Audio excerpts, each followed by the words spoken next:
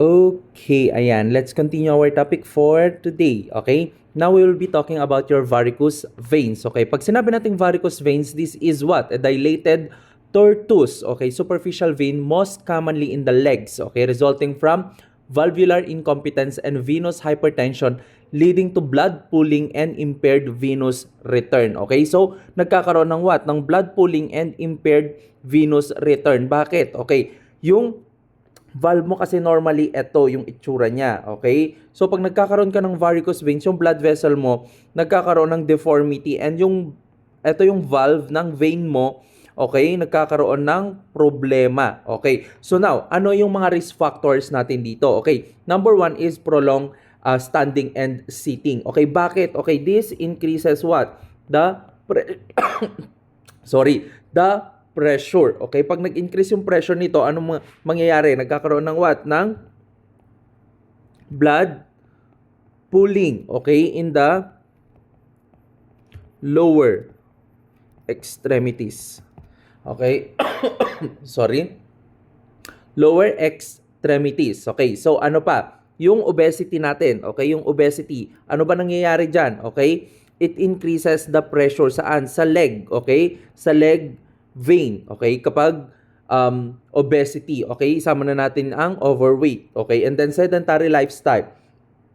Sedentary lifestyle, dinidecrease niya yung efficiency, okay, of the muscle calf, okay? So, dinidecrease yung what? Efficiency. Okay? Efficiency of what? Of the muscle, okay? Calf, okay? Or pump. Okay, so dinidecrease niya ngayon. Okay, pag pregnancy naman, okay, pag pregnancy nare-relax yung wall ng vein. Okay, pregnancy, relax the wall of the vein. Okay, wall of the vein. Okay, smoking naman, dinadamage niya yung what? Damage the wall.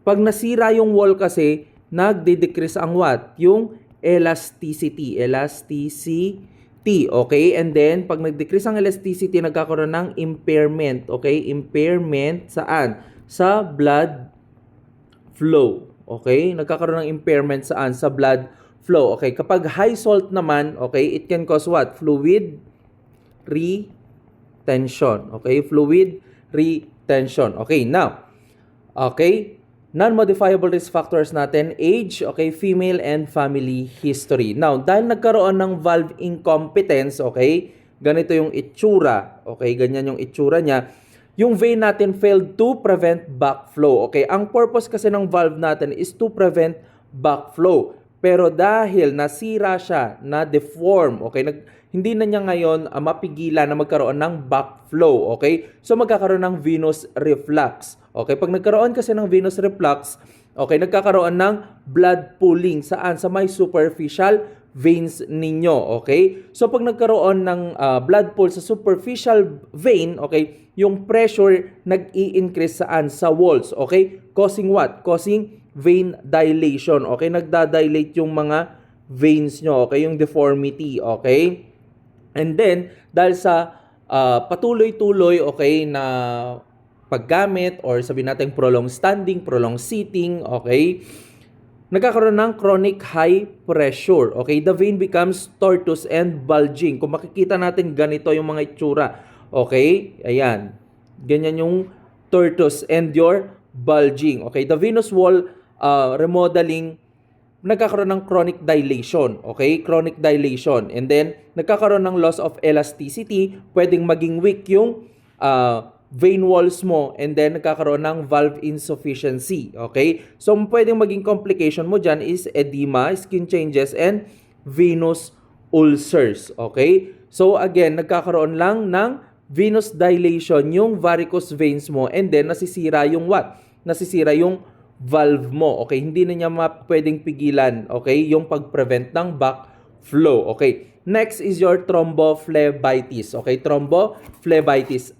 So ibig sabihin may inflammation. Okay? Inflammation in the vein associated with thrombus formation. Now, Pag sinabi nating prolonged immobility, nagkakaroon ng, okay, sa modifiable risk factors natin. Okay, prolonged immobility, nagkakaroon ng venous stasis. Okay, venous stasis. Okay, na parang nagiging stagnant. Okay, so this venous stasis can cause what? The formation of your blood clot. Okay, blood clot formation. Okay, blood clot formation. Okay, yung smoking naman, sabi ko nga sa inyo kanina, it damage what? Damage the wall, okay, of the vein. Okay, wall of the vein. Okay, and then, okay, nagkakaroon ng what? Nagkakaroon dito ng hypercoagulability. Hypercoagulability. Okay? Nagko-coagulate yung bloods ninyo. Okay? Nagko-coagulate, causing your what? Your blood clot formation. Okay? Yung contraceptive naman natin kasi, okay, yung contraceptive natin, it increases what? Okay? Clotting factor. It increases the clotting factor. Okay? Causing what? Causing bleeding. Okay? Okay. So, yan yung nangyayari. Okay? And then, pag trauma and surgery, nagtitrigger siya ng clot formation. Okay? Trigger clot formation. Okay? And then, sa dehydration nyo, it can cause what? Okay? That your blood becomes thicker. Okay? Nagiging thick yung blood ninyo. Okay? And then, non-modifiable natin, age, and then family history. Okay? So, pag nagkaroon ng vein injury at stasis, okay, yung platelet and fibrin ninyo nagkakaroon ng accumulation. And then, pwedeng magkaroon ng thrombus formation causing your local inflammation. Okay? Causing your local inflammation that could lead to the redness, swelling, warmth, and pain. Okay? So, ibig sabihin, ito, yung parang varicose veins mo, nagkakaroon ng inflammation. Okay? Parang na-inflame. So, that's your thrombophlebitis. Okay? Next na pag-uusapan natin yon is your deep vein thrombosis. Okay?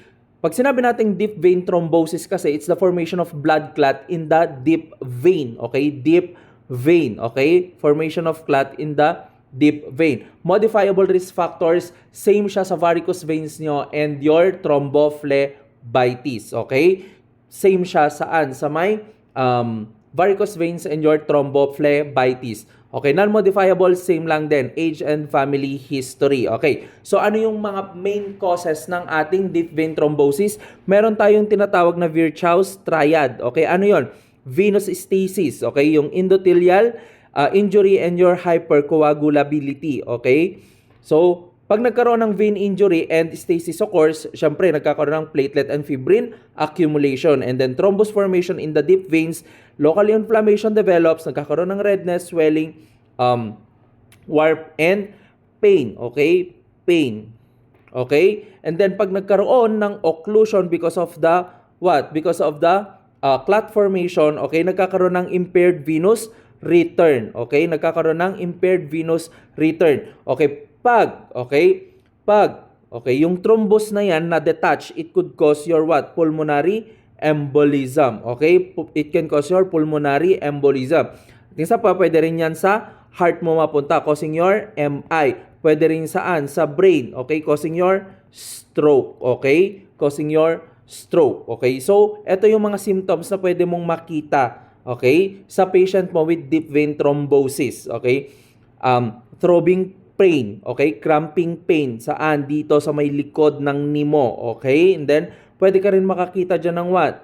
Ng red or darkened skin, okay? Swelling leg or swollen veins, okay? That are hard and sore when touch them, okay? Kasi kung titignan mo dito, this is the normal, ito yung itsura ng deep vein thrombosis mo, okay? So, that is your DVT, your thrombophlebitis, and your varicose veins.